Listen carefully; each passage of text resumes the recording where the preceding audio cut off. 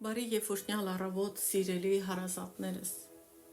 Հիսուս Քրիստոսի շնորհն եմ ես հռչակում յուրաքանչյուրիս վրա եւ մեր Տիրոջ գերբնական պաշտպանությունն եմ կանչում ամենքիս վրա։ Սիրելի մեր Տեր, երկնային Հայր, խնդրում եմ քեզ, թափիր շնորհքի հոգին մեզ վրա, ընտանիքիս անդամների վրա, հարազատներիս վրա, ծանոթներիս ու անծանոթների վրա, ամեն լսողի ու նրանց ընտանիքի հարազատների վրա Տեր ողորմած, թող Սուրբ Հոգին լուսավորի մեր միտքը, մեր հասկացողությունը, մեր սիրտը և դարձի բերի մեզ քո խոսքի միջոցով, քո անարատ, հավիտենական ու սուրբ խոսքի միջոցով, թող Սուրբ Հոգին դիպչի մեր սրտերին և լցնի մեր սրտերը ապաշխարության արցունքներով, մեր գործած մեղքերի համար, մեր հպարտության, մեր ապստամբության, մեր համառության, մեր կռապաշտության համար սգով ու վշտով, թող ապաշխարության գետերը հոսեն մեզանից Տեր, որպեսզի մենք ծնկենք քո առաջ, որպեսզի Հիսուսի սուրբ արյունով լվացվենք ու մաքրվենք, Հիսուսի արդարությամբ արդարացվենք, Հիսուսի անունով եմ աղոթում Տեր, և թող լինի այնպես, ինչպես քո կամքն է, ամեն։ Հիմա վերադառնանք Թոմաս Ուոթսոնի ապաշխարության վարդապետությունը գրքի ընթերցանության ու մեկնաբանության շարունակությանը։ 6-րդ գլխին ենք անցնում և այս մի քանի օրը խոսելու ենք ապաշխարելու հորդորի մասին, այսինքն լուրջ հորդորանք ապաշխարելու համար և խոսելու ենք այն մասին, որ ամեն մարդ պիտի ապաշխարի և մարդկային տարբեր խմբերի մասին կխոսենք նաև։ Եվ հեղինակն ասում է, թույլ տվեք հիմա ձեզ համոզել կատարելու այս մեծ պատվիրանը և ապաշխարել։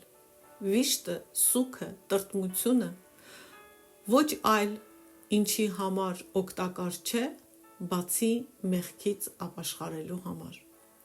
Եթե արտասունք ենք թափում արտաքին կորուստների համար, դա մեզ ոչ մի օգուտ չի տալիս։ Այգու համար նախատեսված ջուրը, եթե այդ ջուրը լցնես լվացարանի մեջ, այգուն ոչ մի օգուտ չի տա։ Աչքերի համար նախատեսված դեղամիջոցը, եթե այն քսես թևիդ, ոչ թևիդ և ոչ էլ աչքիդ օգուտ չի տա։ Նույն կերպ էլ վիշտը, տրտմությունը, սուգը, սրանք արդյունավետ դեղամիջոց են հոգու համար, բայց եթե այն կիրառենք աշխարհիկ բաների վրա, օգուտ չի տա։ Թող Աստծո շնորհով մեր արցունքները հոսեն ճիշտ պատճառներով և մեր սրտերը ճեղքվեն մեղքի վշտից։ Որպեսզի ես ավելիով հորդորեմ ձեզ ու ինձ էլ, որ ապաշխարենք, հիմա կտեսնենք, որ ապաշխարությունը անհրաժեշտ է և որ ապաշխարությունը անհրաժեշտ է բոլոր մարդկանց և բոլոր մեղքերի համար, բացառություններ չկան։ Առաջինը, նախ խոսենք այն մասին, որ ապաշխարությունը անհրաժեշտ է։ Ղուկաս ավետարանի 13-րդ գլխի 5-րդ խոսքում Հիսուսն ասում է. «Ոչ, ասում եմ ձեզ, բայց եթե չապաշխարեք, բոլորդ էլ այդպես կկորչեք»։ Չկա ճանապարհ դեպի դրախտ առանց ապաշխարության։ Աստված պահանջում է ապաշխարություն։ Մենք չենք ապաշխարում, որ Քրիստոսի համար սիրելի դառնանք, այլ ապաշխարությունը Քրիստոսին է մեզ սիրելի դարձնում։ Քանի դեռ մեղքը դառը չէ մեզ համար, Քրիստոսը քաղցր չի լինի մեզ համար։ Երկրորդ, ապաշխարությունն անհրաժեշտ է բոլոր մարդկանց համար։ Աստված պատվիրում է ապաշխարություն բոլոր մարդկանց համար։ Գործք առաքելոցի 17-րդ գլխի 30 խոսքում կարդում ենք. «Բայց Աստված, անգիտության ժամանակները անտեսելով, այժմ մարդկանց պատվիրում է, որ ամեն ոք ամեն տեղ ապաշխարեն»։ Ուրեմն պիտի ապաշխարի սովորական մարդը, պիտի ապաշխարի թագավորը, հարուստը, աղքատը, ոչ մի տարբերություն չկա։ Հիմա կենտրոնանանք իշխանավորների, երկրի առաջնորդների, հոգևոր առաջնորդների վրա, հզոր, հայտնի մարդկանց վրա։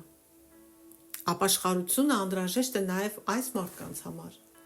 Երեմիա 13-րդ գլխի 18-րդ խոսքում ասվում է. «Թագավորին եւ մայր թագուհուն ասա. ցած նստեք,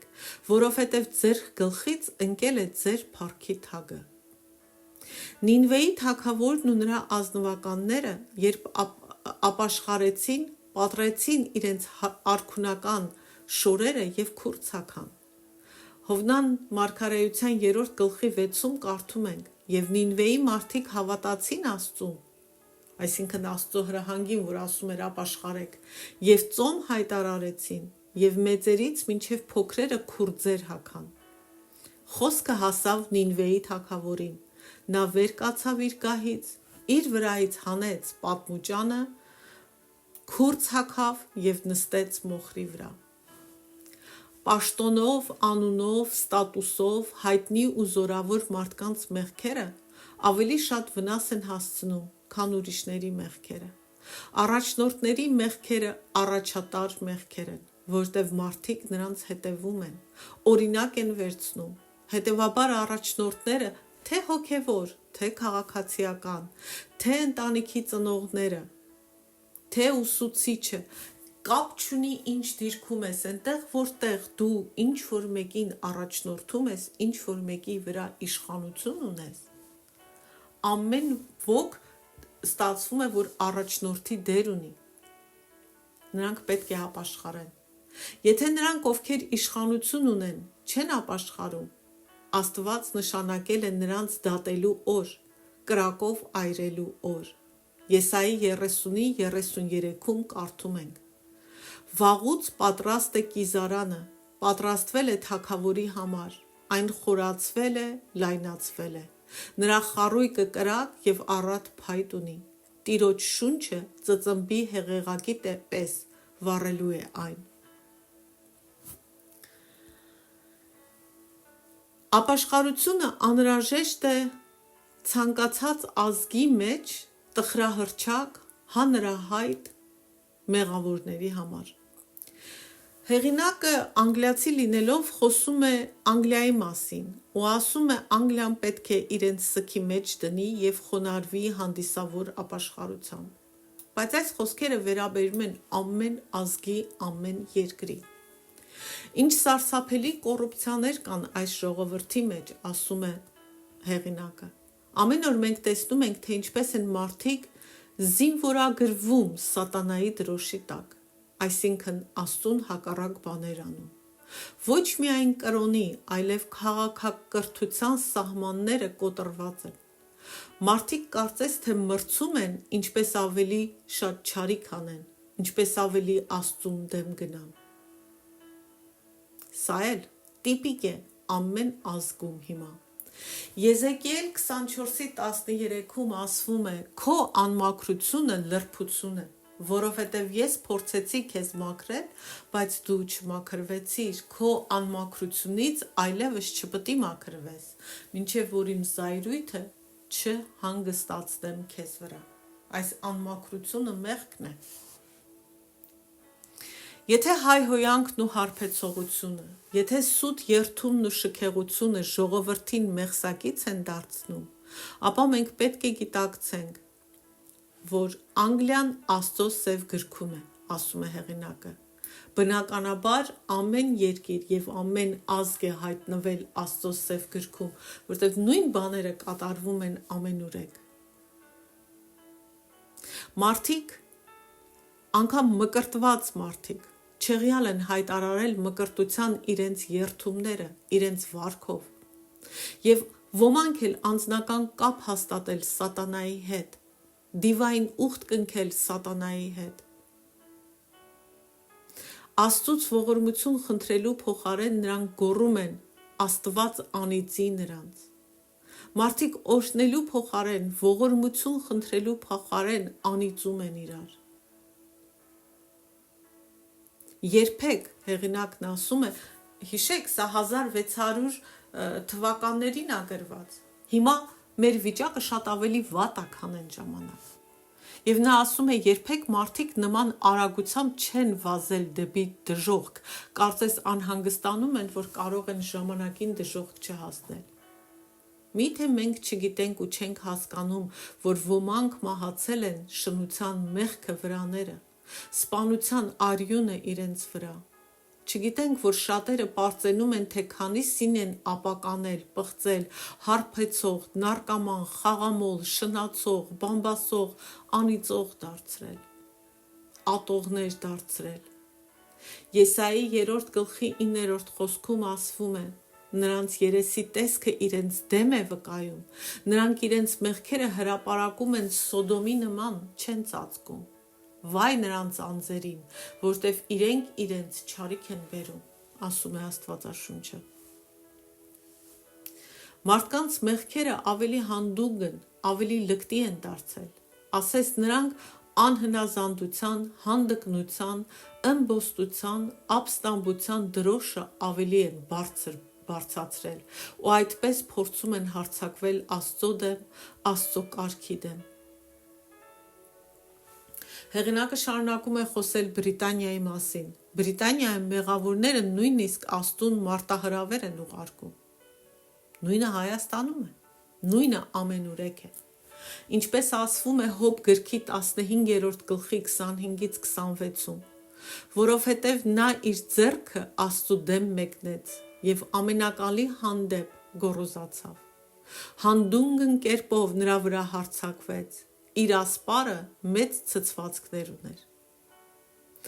Աստծո պատվիրաններն ու սպառնալիքները Աստծո պատերազմի զենքերն են, որոնցով Աստված զսպում է մարդկանց, հետ պահելով նրանց ամբարշտությունից։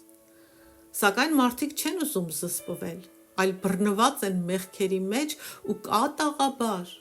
հակառակվում ու հարձակվում են Աստծո դեմ, Աստծո ժողովրդի վրա, Աստծո կամքի ու կարգի դեմ։ Մեղքը այնքան շատ է, ոնց որ կաթսայի մեջ եռացող ջուրը, որ ափերից դուրս է գալիս ու ապականում չորս բոլորը։ Մարդիկ ամոթ են համարում, եթե իրենք կոպիտ ու գռեհիկ չեն։ Հուսով եմ, որ պատմությունը չի խոսի մեր մասին, ինչպես Հովսեփոսը խոսում է հրեաների մասին։ Այդ ժամանակներն այնքան չափից դուրս էին, որ եթե հռոմեացիները չկողոպտեին ու չթալանեին Երուսաղեմը, ապա Երուսաղեմը կամ մի երկրաշարժ կուլ կտար, կամ ջրհեղեղով կխեղդվեր, կամ երկնքից կրակով կհրդեհվեր։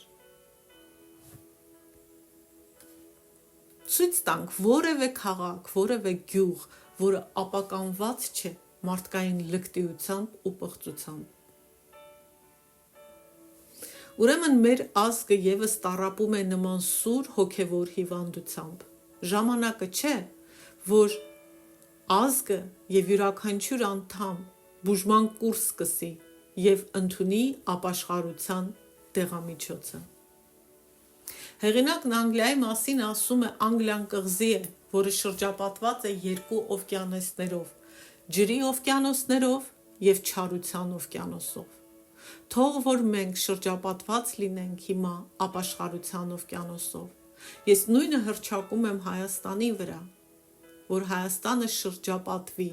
ապաշխարությամբ, ապաշխարություն լինի Հայաստանի ջրի մեջ, օդի մեջ, ուտելիքի մեջ։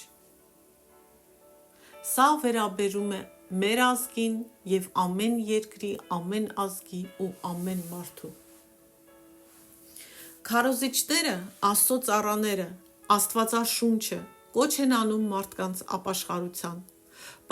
բայց մարդկանց հոգիները քարացած են ու չեն ապաշխարում։ Նրանք մտածում են, որ ապաշխարության կանչը լուրջ չէ ու Աստված չի պատժի։ Բայց Սոփոնիա գրքի 1 գլխի 12 խոսքում ասվում է. «Եվ այդ ժամանակ Երուսաղեմը պետք է խուզարկեմ ճրագներով և պիտի պատժեմ իրենց մրուրի վրա հանգչող մարդկանց, որոնք իրենց սրտում ասում են. Տերը ոչ բարիք է անում, ոչ չարիք»։ Միթե այդքան միամիտ ենք կամ այդքան հիմար, որ կարծում ենք, որ Աստված միշտ կհամակերպվի մեր մեղքերի,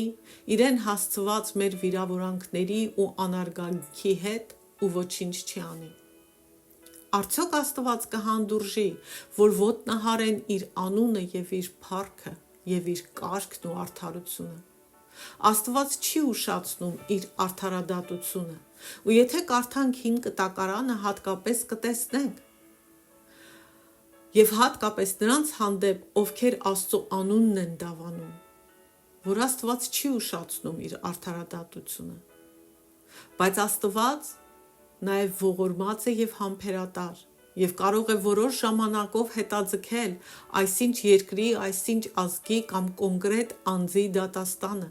նրան տալով հնարավորություն ապաշխարելու։ Բայց դա չի նշանակում Աստված չի դատելու, կամ թե Աստված որևէ մեկին առանց ապաշխարության կփրկի։ Եթե Աստված առանց ապաշխարության որևէ մեկին փրկի, ապա Աստված դեմ կգնա հենց իր էությանը, իր արդարությանը, իր սրբությանը եւ իր օրենքներին, այնպես որ Աստված այդպես չի վարվում։ Ուստի յուրաքանչյուր ազգ եւ յուրաքանչյուր մարդ կարիք ունի խոստովանելու եւ ապաշխարելու իր մեղքերի համար, որպես անհատ եւ որպես ազգ։ Քանի որ մենք բոլորս բորբոքել ենք Աստծո բարկությունը մեր դեմ, մենք պետք է դեն նետենք մեր զենքերը եւ մեր կոտրված հոգիներն ու արցունքները բերենք Աստծուն, որպեսզի Աստված հանդարտվի Քրիստոսի արյան միջոցով, որպեսզի Աստծո անեծքները մեր վրայից, մեր ազգի ու երկրի վրայից հեռանան։ Զաքարիա 5:1-4 խոսքերում ասվում է. «Եվ աչքերս բարձացրի, եւ տեսա ահա մի թռչող մագաղատ, եւ նա ինձ ասաց. դու ինչ ես տեսնում, եւ ես ասացի. մի թռչող մագաղատ եմ տեսնում, երկարությունը 20 կանգուն, իսկ լայնությունը 10 կանգուն, եւ նա ինձ ասաց. սա ամբողջ երկրի մակերևույթի վրա տարածվող անեծքն է, որովհետև ամեն գողություն անող այս կողմի գրածի համեմատ պիտի ջնջվի, իսկ սուտ երթվողը մյուս կողմի համեմատ պիտի ջնջվի։ Եվ ես եմ նրան դուրս հանել, ասում է Զորքերի Տերը, եւ նա պիտի մտնի գողացողի տունը եւ իմ անունով սուտ երթվողի տունը, այսինքն Աստծո անունով սուտ երթվողի տունը, եւ նրա տանը պիտի օթևանի, եւ նրան պիտի ոչնչացնի նրա փայտերով ու քարերով։ Այսինքն անեծքն ասում է կմտնի նրանց տուն եւ կոչնչացնի նրանց իրենց կուռքերի միջոցով, իրենց փայտե քարե կուռքերի միջոցով։ Կամ մարդիկ պիտի ապաշխարեն ու ետ դառնան Աստծուն, կամ Աստված կտապալի մեր ազգերը, երկրները եւ մարդկանց։ Կամ մարդկանց սրտի չոր հողը կքանդվի ու փափուկ հող կդառնա, ու մենք հետ կդառնանք չարիքից,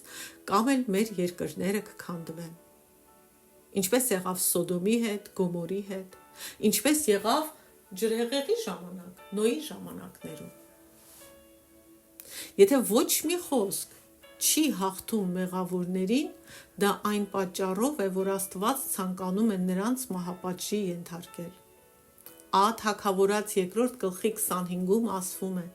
եթե մարդ մարդու դեմ մեղք է գործում, Աստված կանի նրա դատաստանը, բայց եթե մարդ մեղք գործի Տիրոջ դեմ, ով աղաչանք կանի նրա համար։ Սակայն նրանք չէին լսում իրենց հոր խոսքը, որովհետև Տերն ուզում էր նրանց մահվան մատնել։ Չպետք է կարծրացնենք մեր սրտերը, որովհետև արդյունքը սարսափելի կլինի։ Ինքներս մեզ չդատապարտենք նման կորստի։ Աստված սիրում է մեզ, Աստված սպասում է մեզ, Աստված բացել է դուռը Քրիստոսի միջոցով։ Ետ դառնալու, հաշտվելու Աստծո հետ, այս ամենը արված է, պատրաստ է, միայն մնում է մենք խնդրենք Աստծուն, ողորմություն խնդրենք, որ ապաշխարության հոգի լցվի մեր մեջ, որ ապաշխարենք, որ մեղքերից հետ դառնանք, որ ատենք մեղքը, որտև մեղքն է, որ մեզ բաժանում է Աստծուց։ Մեղքն է, որ մեզ վրա բերում է այդ անեծքները։ Այսքանը այսօր օրհնում եմ յուրաքանչյուրիս